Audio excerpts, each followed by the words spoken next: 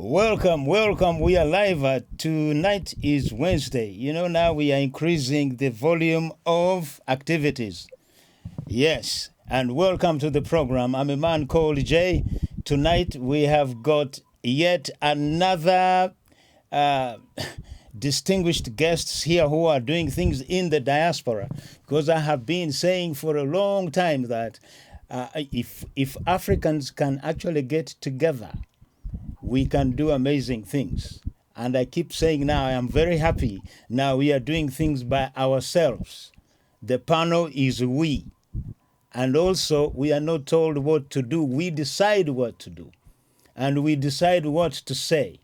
I know I'm not bragging. It might come up. It might come across as if I am bragging or I'm too arrogant, but no, that's not it, because it has been done to us for a long time. Now, let me just jump into our topic tonight. Tonight, I have got, as you can see here, depending where you are, it could be on your right-hand side, it could be left. You know, these things are confusing. We have spoken about the life in the Abrodi. That was actually Monday. Now, Olivia, the writer and author of the novel The Life in Abrodi, has again assembled a group of experts. In her book, she talks about so many things. She talks about immigration. She talks about the challenges that we are having in the diaspora. So each individual guest that we have today, they are expert in their own field. And believe me, they're going to take the concept of this book, The Life in Abrodi, apart. Now, let me start at the top. Oilivia B. J. Olajide Aluko. That is the author, and I think I have got the name right. Yeah, Yes, I'm starting with the ladies.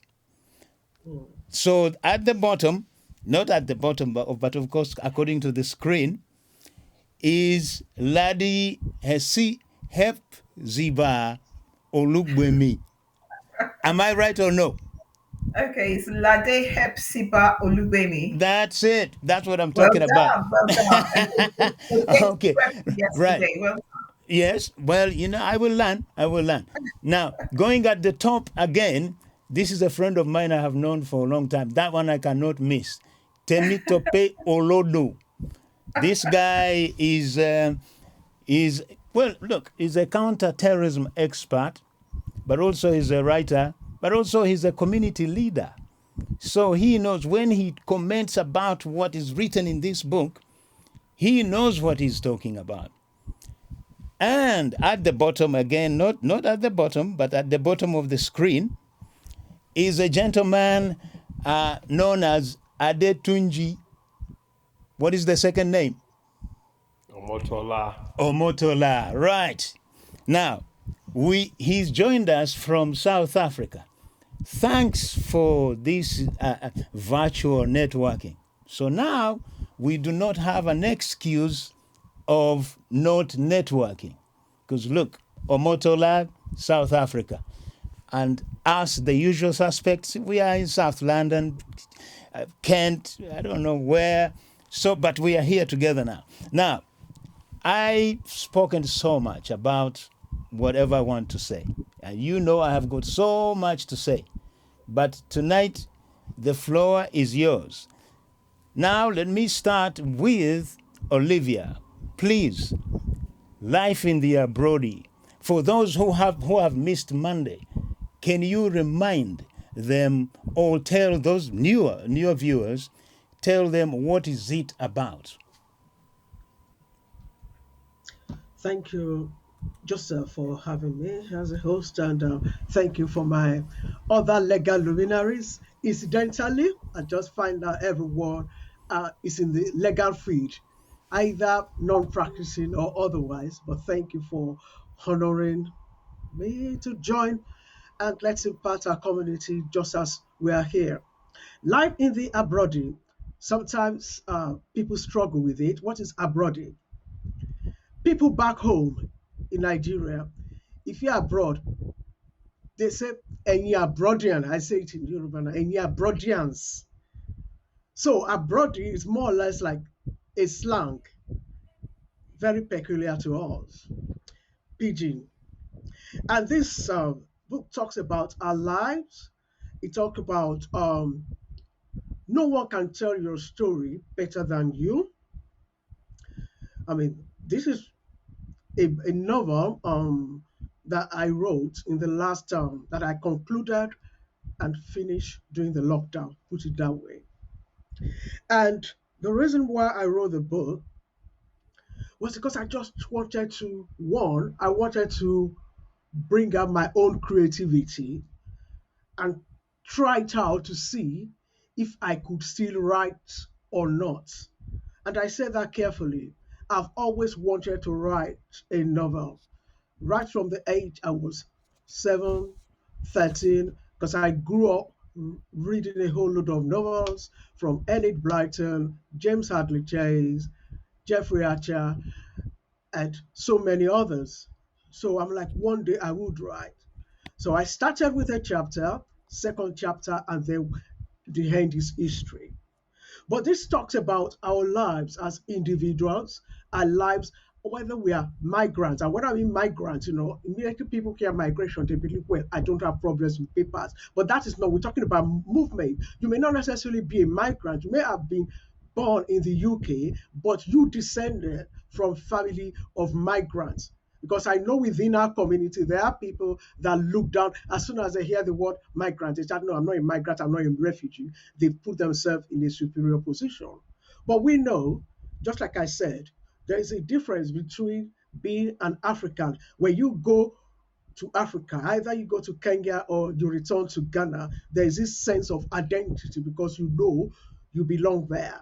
But here it is, you come in, oh, I want to do a job, just like the gentleman in the book came in, oh, this is a very fantastic country, he came on holidays and he came back and informed his wife that he's going back on an HSMP. And a lot of us are like that. We hear beautiful stories and we come here, we want to settle down, but we find out that we exchange one set of problems for the other. And that's one of the things that we're going to um, discuss because that's what happened with this guy. He was a manager, his wife was a top barrister solicitor back in Nigeria, but they had to sell in everything that they have to move to the country. His mates told him, don't do this, but he saw them driving 5 cars. Some of us, we love those, I mean, that kind of big lifestyle. So it's like, oh, I've got to have this. And he came back. And because he came through the highly skilled migrant program, he thought automatically he would get a managerial job. He had to work in the factory, worked in McDonald's, and the rest is history. But the summary of the book is that I only summarized the theme for tonight based on the discussion we are going to have, the challenges and the solutions. How do we move? There are different varieties of themes that I wouldn't visit, but I've listed it on my Facebook. The book is almost 500 pages, 492 pages available on Kindle, Okada, and in print. And in a nutshell, that is how it is. And I believe at the floor is open for contributions. Thank you. Who do you want to start with? Do you okay? Yes. No, no, no. As I said, we are starting with the ladies. See, I'm in the driving seat, Okay. so That's we fine. let the Yeah. ladies. I always say that if we give the ladies a chance even to rule Africa, Africa might be better. So, Yeah. Lade, That's it. Yeah. tell us. I'd like to say thank you very much for the honor of being one of your panelists, if I can use that word this evening, talking about this book. I actually have to go and get a copy of the book so that people can see it. And for those who are online watching, I've also pasted the link, the Amazon link, to where you can get this fantastic book that you need to read. It's a story that we would all empathize with. And when I say we, oftentimes when we hear the word migration, like Olivia rightly mentioned, we all think straight away illegal. I don't know where that has come up from. So you hear the word migrant, and straight away, even those who are relocating because they were born here, the parents took them back home some few years back and they came back. And you say, do you know you're a migrant? And straight away they tell you, no, I'm not a migrant. No, no, no, no, I'm not a migrant. I was born here. So this book actually opens our eyes to a lot. I'm not going to delve into the contents. And I was just almost, I was unfortunately, I muted myself when Olivia was starting to talk about the story. And I was going to say to her, Olivia, don't tell the story, otherwise people will not buy it. We want people to buy this book to read through. There are different streams coming out from the book, and I'm glad that I have an expert in the house who is, yes, counterterrorism, but it's also security, because there are quite a lot of issues streaming up from here. But I talk as a mental health expert by experience, and also a mental health advocate, an author as well. I've written a book on mental health. And one area that is often overlooked, and I remember very well, my friend and myself, Olivia, well done in writing this book. Thank Three you. years ago, was it 4 years ago, when we went to the United Nations and we made a presentation? This is a presentation on migration, and I did one on mental health and the sustainable development goals. The fact that health is the third, is SDG 3. But however, when you look at the whole pack of the SDG, mental health is kind of a little bit at the back. So there's a lot of conversation around the maternal health, around the physical health, but mental health is not linked with it. This is notwithstanding the fact that WHO, about some few years back, actually brought up this acronym that a lot of us, not an acronym, a by phrase, that a lot of us may be aware of, that there's no health without mental health. It's the fact that oftentimes when we talk about migration, people do not at all consider deeply the mental health state of the migrant. So whether it is forced migration or voluntary migration. So we're going to split this into two ways. So there is a forced migration, those who, for example, a lot of us know what is going on in Afghanistan at the moment. I know that United Kingdom has taken in quite a lot of people in the last few weeks. Those are forced migrants. And then we have those are voluntary migrants. And one of the key characters in this book is a voluntary migrant who, I'm glad Olivia already mentioned, came into UK under the highly skilled program, or like the highly skilled migrant program, the HSMP. However, I do not want us to limit this book to United Kingdom alone, because the experience that the central character in this book has had is the same experience anybody who is going to Canada to get their permanent residency, if they're going to New Zealand, wherever it is in the world, whether forced or voluntary, we would all be able to see or kind of think that, okay, I can see myself in this. I can see myself in this. I'm going to stop here as an introduction, and I hand over to you, Olivia, or to Joseph. I Okay. am the driver. You're the driver. Okay. Okay, now we're gonna actually jump to South Africa. We want to hear from Adetunji. You see, like what has been happening in South Africa, it is really disturbing. And you see, you might actually bring in your own take onto this issue of migration and identity and how we Africans see each other. I think someone is watching on the phone. Africans see each other. Someone is watching, and it is causing a feedback in, yeah. So okay, yeah. So Adetunji, Please. Thank you very much. Thank you very much, Joseph, for handing over the baton to me. First of all, I want to thank you for giving me this opportunity. I am based in South Africa. I've been here. I call myself a triple diasporan. I've lived in the UK. I carry a British passport, a Nigerian passport, and I am a permanent resident of South Africa since 2003. My background is law, communications, and sociology. I'm in the media, and I also practice wine consultancy. Now, South Africa is a very interesting story when we talk about migration. As many of you would know, South Africa is the most advanced country economically in sub-Saharan Africa, and South Africa's GDP is second only to Nigeria, but also Nigeria was only declared largest economy in Africa in 2014 on April 6th by the Statistician General, Dr. Yemi Kale. Now, the problem that South Africa has is that it's surrounded by small countries like Botswana, Lesotho, Swaziland, and of course, Zimbabwe. And many of us know what has gone down in Zimbabwe since 2000 when the former president Robert Mugabe decided in his wisdom to grab land from the minority white population, and that has led to massive migration into South Africa. But of course, we also have a large population of Malawians, Congolese, Nigerians, Ethiopians, Bangladeshi, and what have you. And so, what has happened over time is that while South Africa has had, great boosts in terms of its economy, and we've had democratization from 1994 and black rule, but there's also been a strain on the economy of South Africa because you can only take so much migrants into your country. So as we speak today, South Africa has about 33% unemployment.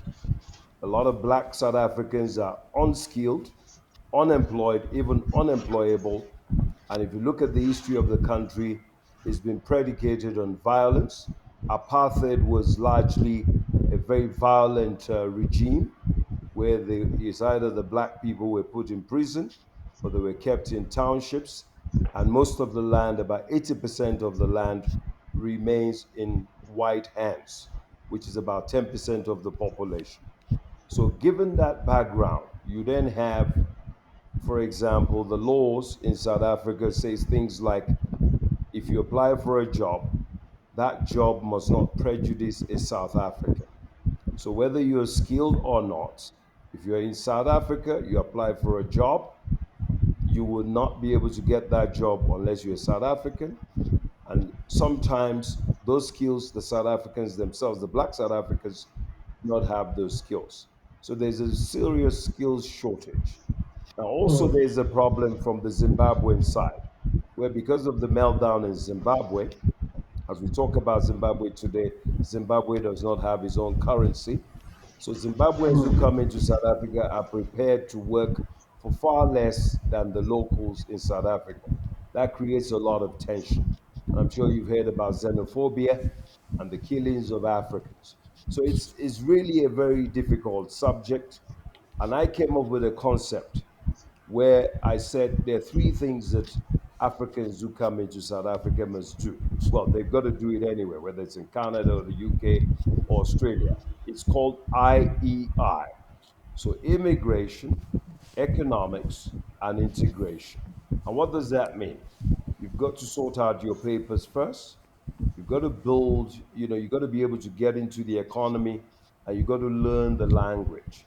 A lot of Africans who come into South Africa, particularly from other parts of Africa, do not have the right papers. A lot of Africans who come into South Africa find it difficult to get into the economy, and a lot of them do not speak the local language. I'm Nigerian. I've been here for a while, and I don't speak any local language. Okay. So these are So some of the challenges. yeah, we will come back to you. We need to get to Temi, um, you know, we have been actually what is written in Olivia's novel. These are the things we have been discussing, me and you, on and off the camera. And also, Lade touched on a point of some kind of an identity crisis. You know, I hear a lot of young people, the very first Africans, the very first thing they tell you, I was born here. So it is like for them, actually, it is like they have got so much priority. It is like a very big thing to be born in Britain, and and I wonder. I always ask myself, why do they think this way? You see, because you see, you don't see. Okay, this is, say for example, I have got my kids are half English, half Africans. But this thing of saying I was born here, it does not come into their mind. So and also we will have been also having a lot of challenges when it comes to security. You know, so many young kids have been radicalized. You, as an expert of counterterrorism, you are a community leader. What is your experience? Let us touch on this idea of identity to start off with. I think Olivia must have actually included that in the book, identity. Carol. Okay. Thank you so much for having me, and it's good to be among friends and family. As mentioned, my name is Temitope Olodo. I have to mention that very well so that people could know. I wear both hats, and I've come across many that have asked me the question, why do you still speak with this very thick African accent? And I actually made up my mind not to lose my accent from experiences that I had here. Though born, in Eastleigh in London, I was part of that generation that were taken back home, and I lived with my grandmother. And after some time, I decided I need to come back home. That was my belief, my concept, coming back home as a British citizen, coming back home to the UK. And when I came, it was a shock because I have to say this, and many people might not know that I actually threw my clothes through the window of my sister's house, down to the floor without my sister knowing. I got my ticket and went back because the life that I was used to in Nigeria was completely different from the life I was used to here in the UK. I just sat down and ate bread and baked beans and egg. Meanwhile, I was living like a king. When I was back home, I was on campus, I was driving a Mercedes. So I had a good life. I was upper class. And then I came here, and not that I do not have the qualification. I have a first degree in politics, and then I went for a second degree in law. But yet I remember vividly that I was one of those that always passed those exams. That's the reason why I like labor for some years before, without going into politics, because Labour in 1997, as you could remember, Mr. JJ, was the one that opened the gateway for a lot of migrants to get good jobs. Because I remember vividly, as far back as 1993, that you would drive a brand new car and the policeman will stop you and ask you, how did you get money to buy this kind of car? Our people drive jalopy, as they used to call it.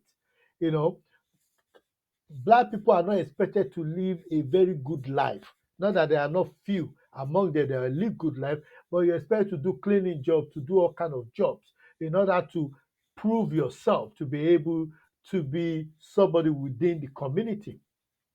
But thank God that some of us have helped to open the metrics, and a lot of people, a lot of Nigerians, a lot of Africans are now getting good jobs. But that was not the case before.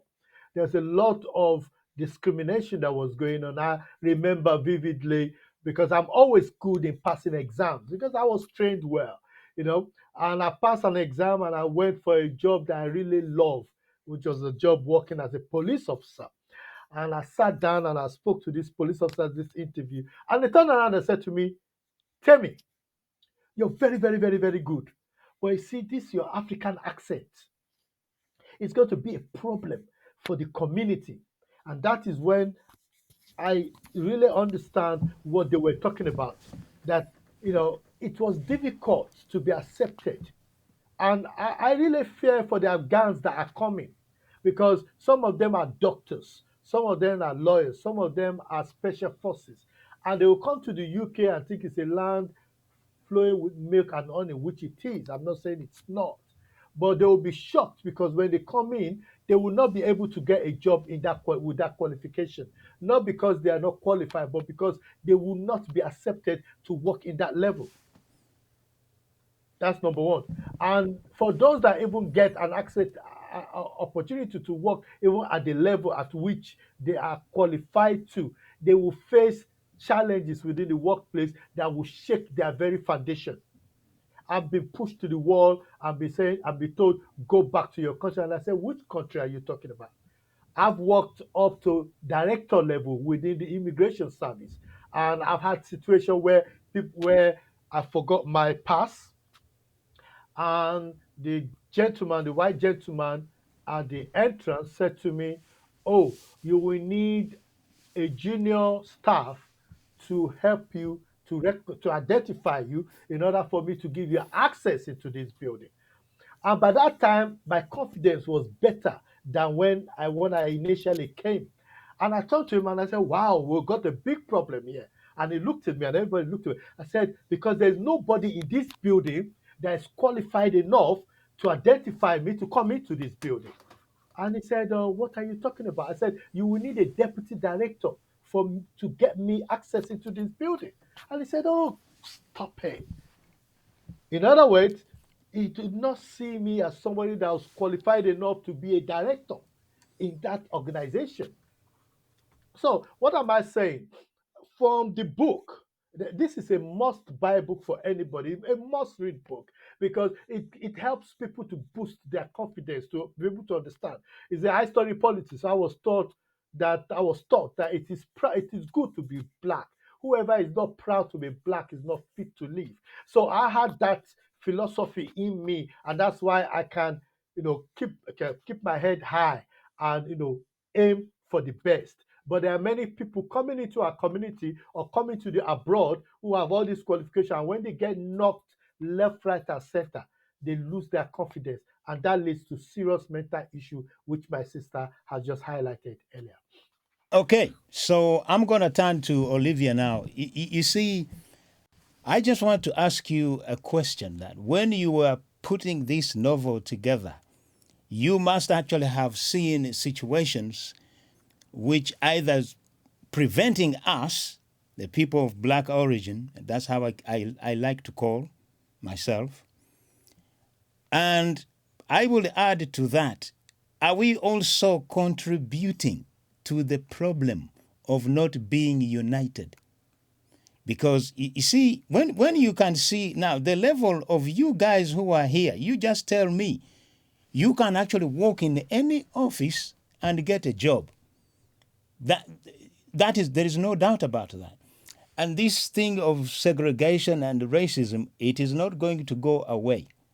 I was having a conversation with a friend of mine. I said, why can't we learn from the Asians? The woman got angry. She said, why do you want to compare me with an Asian? I said, no, I'm not comparing you with an Asian. I want you to learn where they are.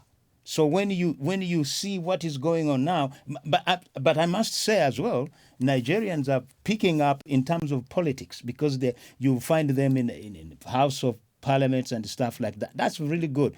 So Olivia, do you think this problem that we are facing, and also I will go to Adetunji, because what I'm asking, they are linked. If any African is traveling to South Africa looking for a job, and then that person finds themselves in a difficult situation, believing that, well, we are all Africans, but then they are treated very badly by their own same people with the same color skin. So, Olivia, I know my question is long. I have to practice to be short. Okay. Yeah. Okay. That's fine. Thank you, Joseph. And I would go back to history. What is wrong with the African community at the moment is the fact is that we have lost the community spirit. So we become very individualistic and very, very competitive.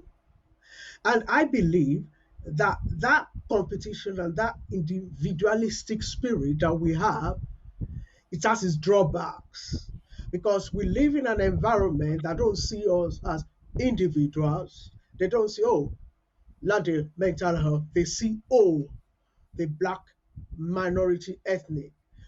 They don't see us as is a counter-terrorist. Is they see us as the community. So we've lost that community spirit. We have this um, what's the word? We have this word that well, do your own separately and I do mine separately, or instead of us to come together to learn, you find there's a lot of sabotaging um, going on behind the scenes and people pull out. So there's a problem in our community, and I wouldn't blame, I'm not the kind of person that blames the issues that we have on um, racism alone. I believe that for change to happen, we've got to stand with ourselves as individuals. Put it that way. I'm not saying there's no racism, but a house divided against itself cannot stand. And I go back to this book. Why not revealing the context? When this gentleman came in, when he came in as a visitor, he stayed with what we call a bestie, his best friend. But as soon as he relocated, that one just changed. All of a sudden, he was no longer warm. At the end of the day, it's more or less like, well, I give you um, a deadline. If you don't move out by this, well, you are on your own. I'm giving up this flat. And so many other people coming in, coming to stay with either their sisters, brothers, or people, and they find out that unlike where we came from, where we have a community spirit, that is easy for me to say, I'm moving to Abuja now. I may, first of all, maybe stay with a friend for some time, then move on from there. But we find out in this country, it doesn't work that way. You find out people get their things thrown out even by their own siblings, unfortunately. And that is what you say is quite different from the Asian community. They don't do that. But I think it's something that started right, from there's something about our history that shifted from the community spirit that if you succeed, I succeed. There was that something, there was this loyalty in older generations that we are not seeing now. That we are, instead of seeing people as, oh, we are a community that if Lade succeeds, I succeed. If Joseph succeeds, I succeed. If Akituji or Temi succeeds, I succeed. Or any other person succeeds. We don't see ourselves that way. We see ourselves as individuals. And because we see ourselves as individual, the success that should be seen by all is not seen by all. We are still seen as a marginalized community. We're still seen as a marginalized community. Okay, Community, good, put it good, good. that way. Yeah. Lade, now, do you think we are driven by materialistic things so that the idea of Ubuntu disappears? Because Ubuntu, you know Ubuntu, don't you? You have muted yourself, I think. Hang on, hang on. Or it is me. If what I'm trying to say, it's me who done that. Okay, yes. Okay, I'm on good. mute now. Right. Can I repeat the question again? Yes, please. Right. What I'm saying, according to Olivia's book, we can actually see that there is something that we have lost. It is either we are driven by materialistic desires, and therefore we forget the idea of Ubuntu. You know Ubuntu, don't you? I do. I Good. will thank you very much for the question you asked, and the question actually helps to encapsulate the mental health drift, my drift around the journey of a migrant. Oftentimes, when people migrate, we don't talk about the mental health, we don't talk about the trauma. When you look at the journey of a migrant, there is the pre migration mental health state a lot of them are in. So, thank you, Temitope, for mentioning his own story about how he came, how he threw his clothes from the window and he jumped up to return here. A lot of those who went home, who had a lifestyle here, were traumatized by living in Nigeria and their journey coming back here. So that I'm going to break this journey into three phases. There's the pre-migration. So whether forced or whether voluntary, there is the migration process itself, and then there is the settling in itself. So we talk about why have we lost our community spirit? Of course, we will lose our community spirit. Do you know why? A lot of people are dealing with issues they're not even aware of. It is the pre migration trauma that a lot of people suffered. I'm aware of those who have migrated because of security issues, asylum seekers. I know we're Africans here, but don't let's just look at this in the context of just Africans alone, like I said earlier. It is not just about Africans, it's also the Afghanistans. So sorry, I keep mentioning about the current political thing going on in the world that a lot of us are aware of. Is the fact that people oftentimes suffer trauma, whether it is forced migration or voluntary migration. And if those trauma are not dealt with, when they settle in, there is a tendency to want to be insular and to want to keep to yourself. So we take a look at the character, one of the characters. Because Olivia has mentioned it, I will mention it now. I wasn't going to mention anything about the book because I want people to buy the book to read it. One of the characters, his best friend that he decided to go and stay with, he did what I know he probably would not have done under normal circumstance because he eventually had to come around to come and beg his friend. He gave his friend a quit notice. The Ubuntu spirit was totally out. He sent him out. I want you out. I don't want to be with you. He had issues he was going with. He had lost his job. He could not tell his friend that he had lost his job because he had given an impression to people around outside about who he was and how he wanted his friend to perceive him. So the community spirit within us will be hampered because we cannot give what we don't have. And a lot of us do not have what to give.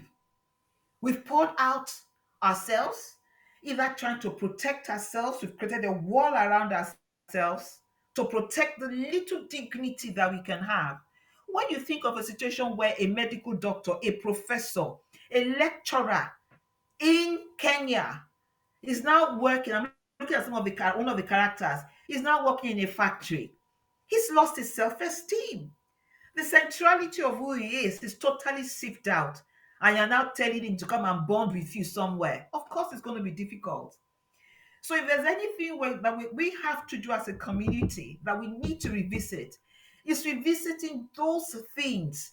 There's a proverb in my language that says that when a tree falls, you start by removing the one on top. You don't go and remove the trunk.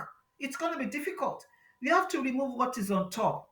What are the things, are the various issues on top in our communities? That's what we need to look at. We had an interesting conversation yesterday during our broadcast about the fact that more Black people are in the mental health sector. One of it is the post migration, pre migration of either first generation or second generation families who have traumas that have not been dealt with. I'm going to stop there because there's a whole lot of package behind migration and mental health. Thank you. Thank you. Now, Ade Tunji, South Africa is actually, we regard it to be like in the very, at the top there. But what I want to ask, the question I asked Lade, I want actually now to twist it a little bit and say, what is the situation with other Africans in South Africa in terms of coming together? Well, I will tell you one thing. Here in the UK, we like to sing this. I call it a song with a broken needle. You know, it's oh diaspora, diaspora, diaspora. But the diaspora here, we can't actually get together. You'll find that everybody, Sierra Leone, Ugandans, Kenyans, and stuff, they're on their own. And I keep saying, and me and Temi, we have been talking about these things for a long time. One day, something is going to happen which will force us to unite, and then we will find it so difficult. So in South Africa, where we have got challenges of xenophobia, how are other Africans getting together? Let's say, for example, do you have communities where Zimbabwe, Zambia, Ugandans, Kenyans meet together in South Africa?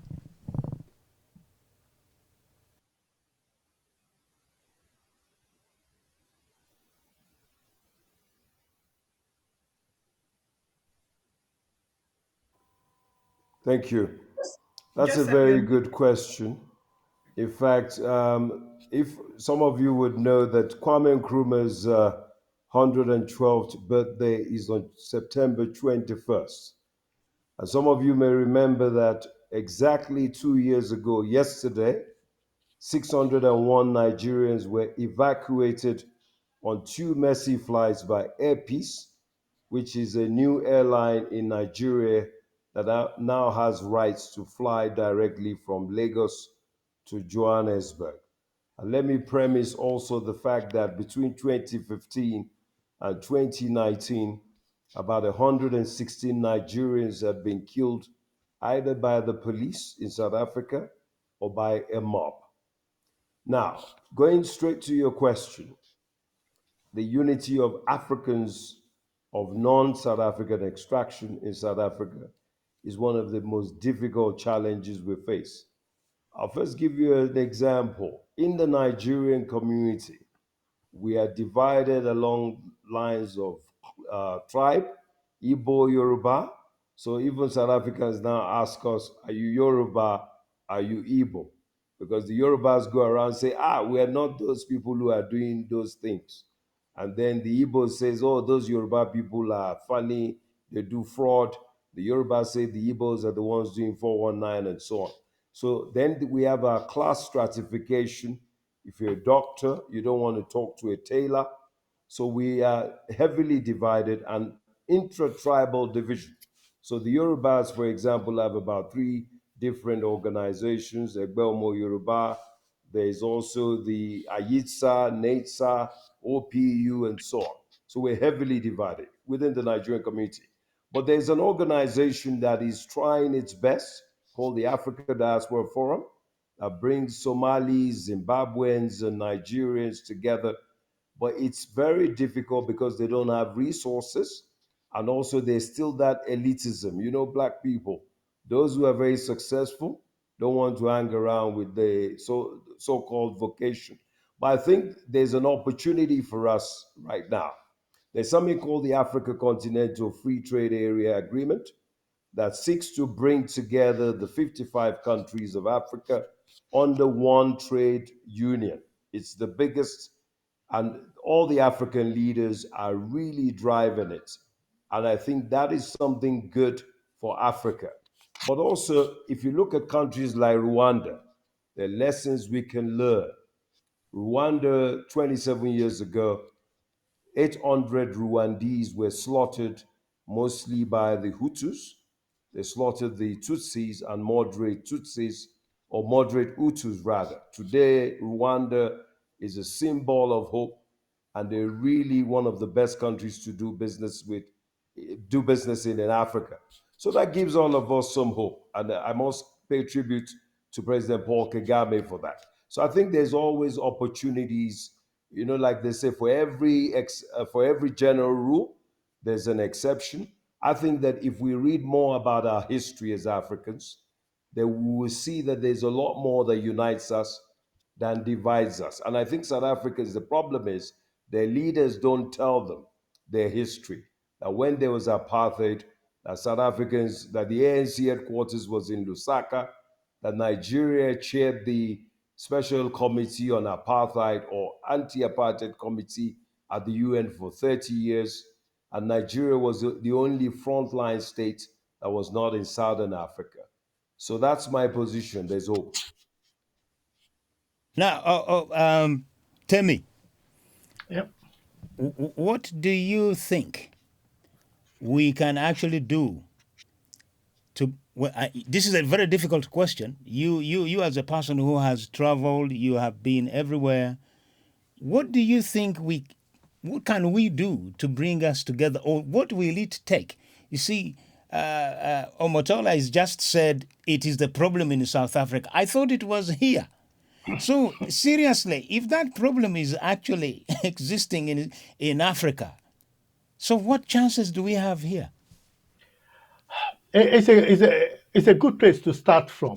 I think what we could do is more of just trying as best as we could to bring people together.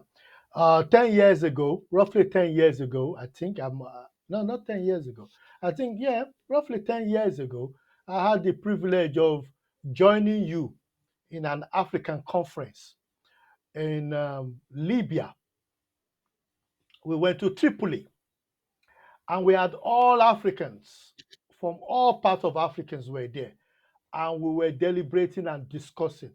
And the brother leader, as they call him then, was trying to bring Africans together to try and see, how African could work together as a continent, help, and the diaspora actually springing, being the catalyst to help, drive that movement. And I also had the privilege of going to Israel to see how the diasporans have actually add value to Israel. And those two examples gives me hope, just like my brother just mentioned, because I know that Africa trade within Africa is just 12%, and this bringing of Africans together in terms of the trade-free zone is one way in which we could solidify that movement. But I think it's important to understand history, because without history, we are going to have a big problem. My parents' generation that came to the UK believe that when you are in Rome, you act like a Roman. But they never lost focus, because as their country was getting independence, they shift to their country of birth. And my dad never came back. And every time I said, "Well, aren't you coming, guys? Come back to do what? I'm comfortable here. I have life here. I'm enjoying my life. I only went there to study. I studied. I come back." So they were nationalists. The new generation, those were my children generation, believe that it's an entitlement for them because they see themselves as British. They see themselves as I've come across people that call themselves English. I say I'm English. And having worked in immigration for a few years, I can say to a lot of people that if you want to be broken, you just need to work in the immigration for just maybe 1 month, and you would actually throw your passport somewhere else, because you will see that you are not even the British, not to talk of being English, because the Immigration Act of 1974 says that if you're born here, you are actually English, not even British. But you see people that will remind you when you tell them, when they ask you where are you from, and you say, "Oh, I'm from East Latin," they will tell you actually where are your parents from, your parents' country, in order to let you know where you're coming from. But let me go into it, dive deeper into it. I think if we're able to use history to teach our children about, and that's where the Black History Month comes in, teach our children about their history, about their values, then they will understand. Because I come from a home where our doors was left wide open. I understand my values. I understand who I am. After I settled and I was settled here in the UK, one of the good things I did was when people were coming, they could stay in my house for as long as they want. They don't have to pay their bills. They don't have to pay, give me money for food or give me money. I helped them. I had brothers that came, and I made sure that they did not start with cleaning job, as many in our community will say you need to start from the bottom. No, you can start from the top, build their confidence. I did it with friends also. So I think it's that community coming together and talking about the essential things. Look at the Afghans are coming in now, and people are now developing packages for them to let them understand what the UK is like, where they could get support. When you come to the UK from Africa, for example, there's nobody for you to talk to. There's nobody. It's just those people, those cycles that will tell you there's a cleaning job you could go and start, there's a care job you could go and start. And I'm not knocking those jobs, but if you come here as a lawyer, you should be talking to somebody that is a lawyer that will say, actually, this is what you need to do in order for you to be able to practice in the UK. If you're coming in as a doctor, you need to be able to find somebody that will speak to you and say, this is, you need to do flab. If you come in as a mental health practitioner, you need to be speaking to my Sister Laila, to say, this is where you could start from. You don't need to go and work as a cleaner in the mental home. For you know that why, and I will know that is where the challenge comes in. So if we could build that community where it's not just about Owambe parties only, but it's about having intellectual conversation. That's why I don't do parties. I do conversation. So if we could have that kind of conversation, I know with those kind of things, we'll be able to help a lot of people to, one, to be mentally prepared for the tax ahead. Number two, to be financially ready for the tax ahead. I'm going to go back to that is fantastic. Now, you know what? My eyes are not looking good. I need glasses, but I can't wear them. So now, as you guys, you see, you have articulated everything. You guys, you could be professors in your own field, but this is what I see. I'm going to ask this question to Olivia. In your book, you'll have to forgive me because I haven't read it all. You'll have to send me the PDF and read it again. So I am asking, do you have any section of solution? Because you know what we do, we are very good at talking. We talk among ourselves. But normally we don't talk about solution. You see what Temi has just mentioned. We've got a friend of ours called, he's a Sudanese guy called Alam Ahmed. What he has actually brilliantly done is to create an organization and a website which brings all Sudanese from all over the world. Because I have been there, actually recording the events. Some Sudanese, they come all the way from Kuala Lumpur. They come all the way from China just to come and attend, just to hear. Because you see, they take these matters seriously. And because they suppress that, the suppression that they have in Sudan, maybe it makes them that way. Do you think, can you actually see, you guys, now I'm asking you as Nigerians who are lawyers, you are doctors, my daughter was delivered by a Nigerian doctor, and believe me, I was so happy actually to see that here is an African here who is delivering this person, seriously. And you see, many Africans, we have done very well individually. As I always say, we have got doctors, we have got engineers, whatever. What can we actually do to bring these people together, or to bring us together? Or where do we start, Olivia? Okay. Where do we start? We start, like I always believe, that the change you want to see has to start from yourself. I was talking to someone last night, and they said for me that I'm not jealous of anybody's success. I said, because I look at it that if you succeed, I succeed. So whatever skills you've got, you share with me, and we all share those skills together. We bring in, you know, that I work with Lade in the mental health, and I know that Lade is a guru. I give her that respect, highly one from every angle. Put her there in the sport, she will shine. I know that is it. But I know my skills are, and I know that she's also a good public speaker. That is not my skill. I would write. I am not that saucy.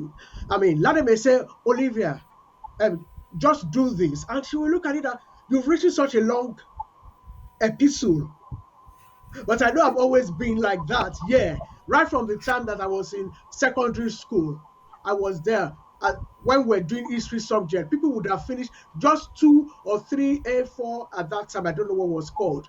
I've written 8 pages. That is me. I know my skills. So because we have to identify our skills, come together, learn not to betray one another. That's one of the things that we have to do to come together. And talking about the issue of the book, what this person did was that because he got a lot of, oh, you can make it in the UK from um, people, he actually separated himself from them. The moment he was able to walk, he said, you know what, let me separate myself from these people until I made it. And he worked relentlessly hard until he made it.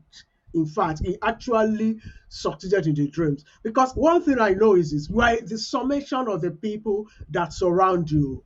If the people that surround you are, I mean, flippant kind of people, even if you want to be disciplined, you find out you keep on falling left, right, or center. And if you're trying to caution them, you get some resentment and you don't want that.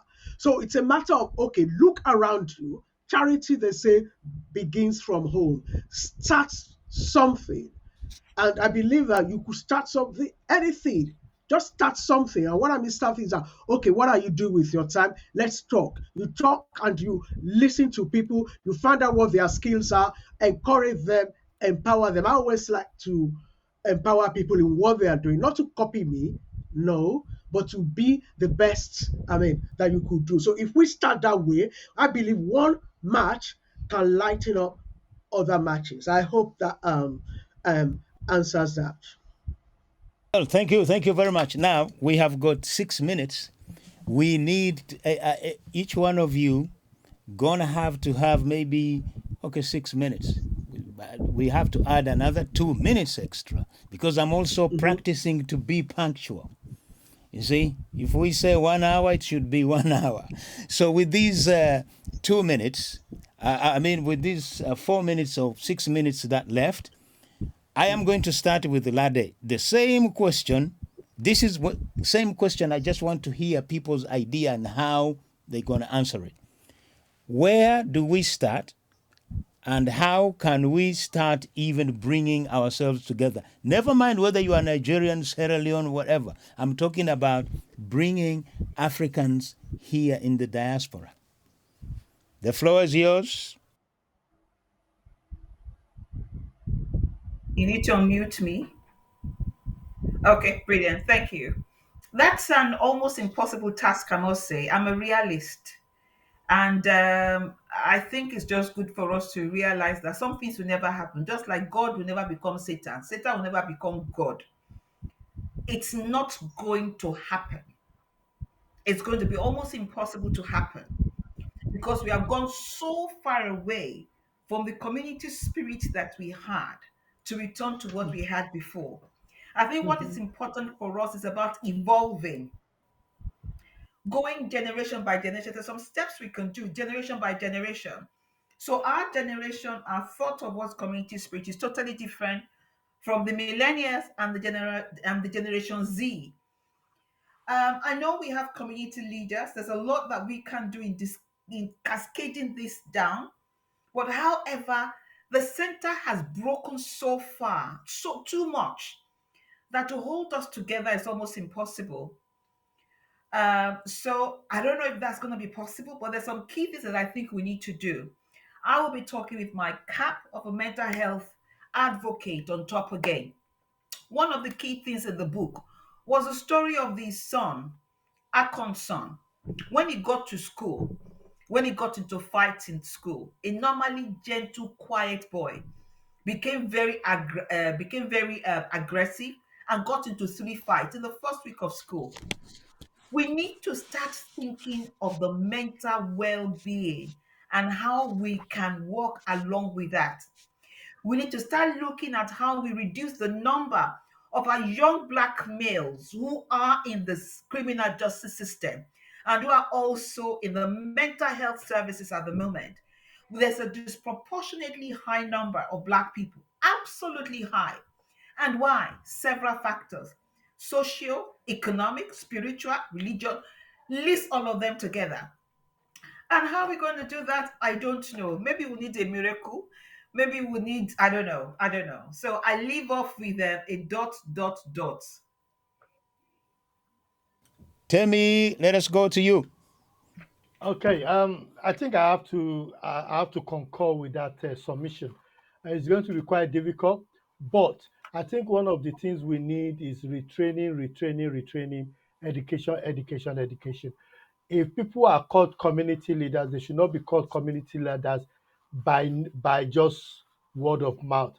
I think community leaders need to train themselves because that's why diasporans, are worst when they go back home to become politicians because they've learned very bad things. Community leaders should be community leader for what they should be, i.e., being able to, there are a lot of Africans that are suffering and they are suffering for things that could be easily resolved. Solutions are available for them. Challenges with their children in the area of knife crime, challenges in the areas of county crime, county war, drugs, and things like that.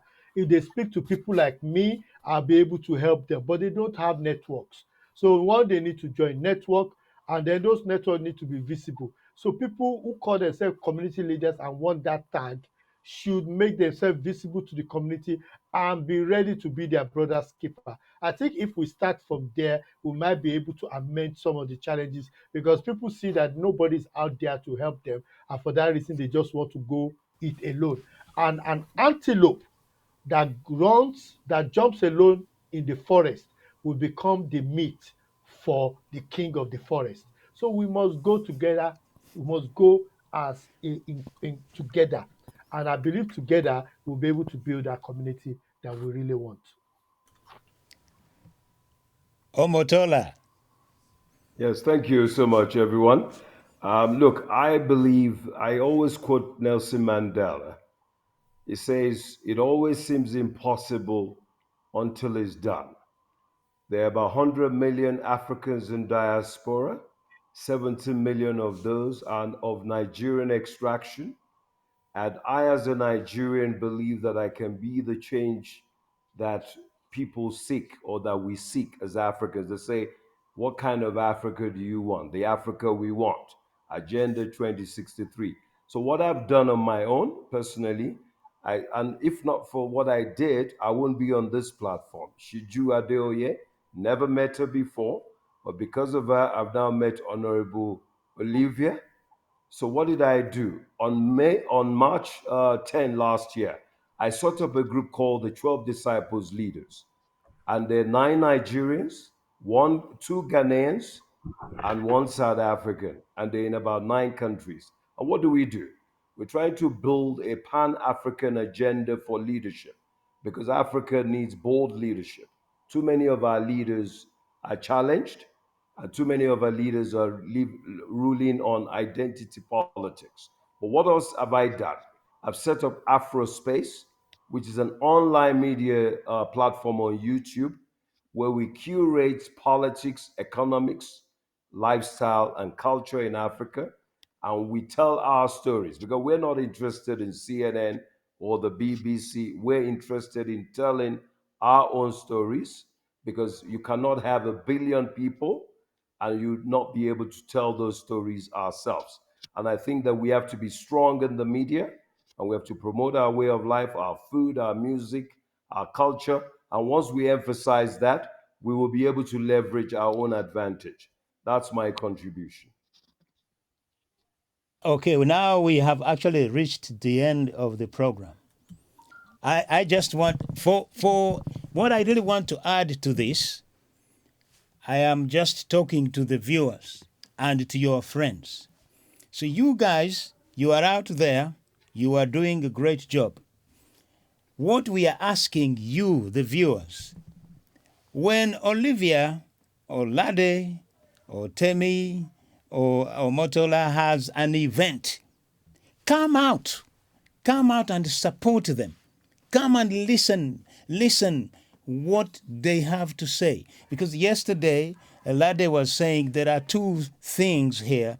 Some people hear things, but they are not listening. You see, hearing and listening are totally different. They're totally two different things. Support them. I think that's where we are failing because we are very busy. Okay, we are very busy with our jobs because we know if we don't if we don't go to do whatever we are supposed to do, we will be sacked. And this one also brings me to the time consciousness thing. Olivia has got an event. By the way, Olivia has got an event on Saturday. Lade is gonna be MC. It's gonna be fire. So come up. So and also turn up on time. I think that is one thing that is really destroying us. It does. I cannot even comprehend why my friend Temi has got a party, invites me. The party is 5 o'clock. I turn up 8 o'clock. But whereas somehow, somewhere, you are very conscious that if you don't go and do a job starting at 8 o'clock, you know you are going to lose. So I think we don't value ourselves, or we don't value what is supposed to be, who we are supposed to be. As I like Omotola. You see, like me, I refused. I will never work for BBC. I will never work for Channel 4. All those big things, because you know the reason why? The BBC will never allow me to tell stories. I have met so many producers from Ghana, Nigeria, Zimbabwe. Have you ever seen a story or a documentary written, even showcased on BBC? No. But thanks to Netflix, now we are seeing Nigerian films on Netflix. Now we're going to have our own. That's why I created AIL TV. And I don't care how long it takes me. Believe me, we are getting there. Anyway, I have spoken so much. Let me say it again. On Saturday, Olivia has got an event and she's launching the book. Let me play the video. I made a small video, this one.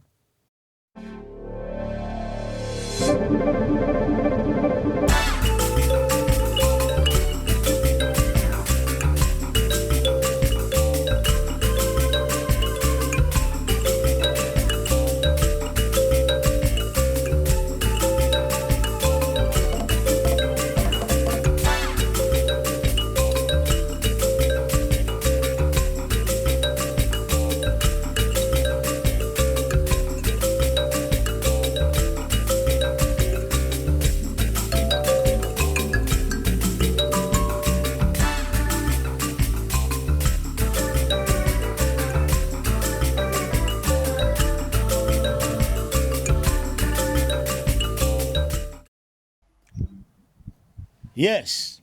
So that is the book. Yes, the life in the Abrodi. And you know what? What I try to do is this. The music you are hearing, I actually write the music and I play all myself. That music is from the eastern coast of Africa, which is Mombasa. We call that rhythm chakacha. You see, we are fusing things, Nigeria and East Africa together. I could have put in Afrobeat in there because I know it is popular, but I just want to say, well, let me see what people think. So, guys, I am very, very, very happy, and we must do this so often. I know we don't have resources, we don't have a lot of money, but I think we can actually make a change. With you viewers, help us so that we can help one another. And on that note, we will see you on Saturday. Olivia, do you want to say a small thing about the event? She's off. She's off. Yeah. Okay, right. So we're gonna start. We're gonna stop here. Lade, I will see you on Saturday. I And will. What to say on Olivia's behalf about Saturday, please would like people to turn up early. One of the great things about how we can deconstruct and reconstruct our community. It's a great book. We're hoping that people will go onto Amazon and order the book. I've put the link on the chat box, so please go order the book. It's interesting, great read. And we're not just doing a book launch, we're also talking about some of the streams and the themes in the book that we as a community of migrants need to talk about. So see you on Saturday. It's hybrid as well. We have the Zoom link. The Zoom link is on the invite. I think Olivia will post that on the page later. Thank you very much. Thank you for having me. God Thank you. bless. God bless. Thank you very much. And on that note, I will see you on Saturday because I Thank you can't very miss much. this. Thank See you. All right. Bye. Okay.